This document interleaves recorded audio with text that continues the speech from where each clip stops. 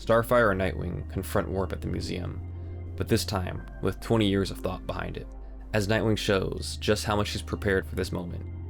And just as Warp looks like he's about to get the upper hand on Starfire, the rest of the Titans arrive on the scene, ready to help their old friend. It's at this moment, knowing that he's outnumbered, that Warp makes a portal, but is defeated by the team before he can escape. Cyborg then uses his blast cannon to keep the portal open, just long enough for Starfire to get back to the past. She gives one last look back at her old friends, and enters the portal, with hopes of preventing this future.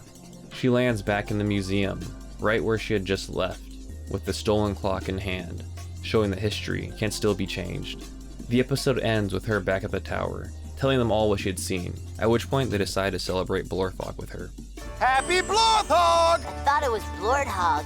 When I was a kid, I had no idea that what I was watching would stick with me all these years, and there's a certain level of irony that I find in revisiting it now, as we are now past the point of the future that the show took place in the far future of 2024, something that didn't even sound like a real year back then, and I think that this is one of the best episodes of Teen Titans.